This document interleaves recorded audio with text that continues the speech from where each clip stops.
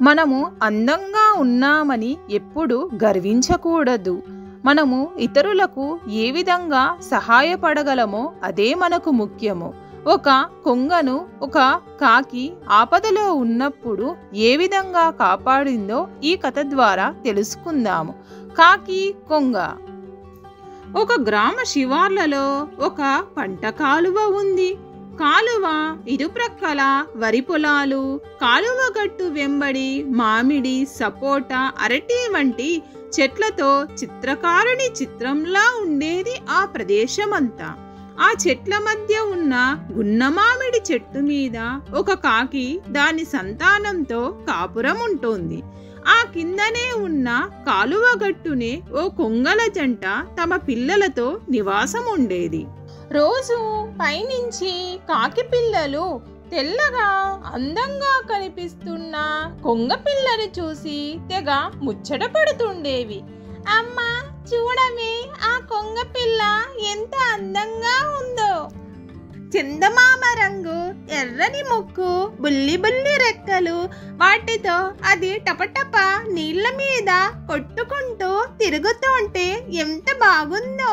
మరి మనమెందుకమ్మా ఇంత నల్లగా ఉన్నాము, అందరూ చీదరించుకునేలా అంటూ ఉండేవి.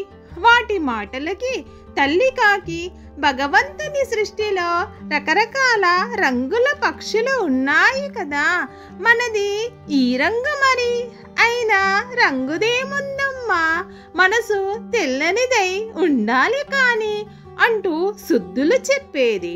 తల్లి మాటలు సరిగా అర్థం కాక తికమక పడుతూ ఉండేది.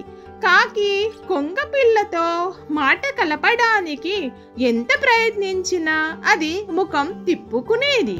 ఒకరోజు పెద్ద కొంగలు లేని సమయంలో పిల్ల కొంగ ఎగరడానికి ప్రయత్నిస్తూ నాచుపట్టిన నాపరాయి మీద కాళ్ళు వేసి దబ్బున జారిపడింది. కుయ్యో మొర్రోమంటూ అరవసాగింది.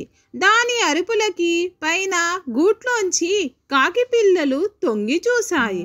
కొంగపిల్ల నొప్పితో విలవిలలాడుతూ పైన ఎగురుతున్న కొంగల బారుని రక్షించమని అరుస్తోంది.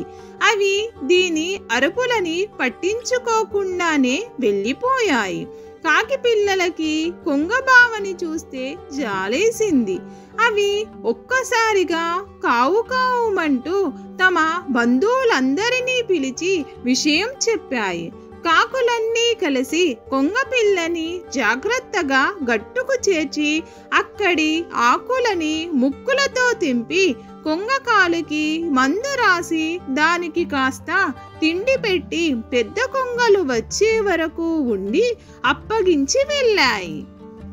మరునాడు కొంగ పిల్ల కోలుకొని కాకి పిల్లలతో, నిన్న మీరు నాకు చాలా సహాయం చేశారు. అందమైన దాన్నని ఇన్నాళ్ళు గర్వపడ్డాను. కానీ సహాయం చేసే గుణమే అందమైనదని తెలుసుకున్నాను. మరి నాతో స్నేహం చేస్తారా అని జాలిగా అడిగింది. కాకి పిల్లలు ఆనందంగా సరేనన్నాయి. అప్పుడు వాటికి వాళ్ళమ్మ మాటలు అర్థమవసాగాయి. మీకు ఈ కథ నచ్చినట్లయితే లైక్ చేయండి, మీ ఫ్రెండ్స్కి షేర్ చేయండి. మరిన్ని కథల కోసం కథా సమయాన్ని సబ్స్క్రైబ్ చేయండి.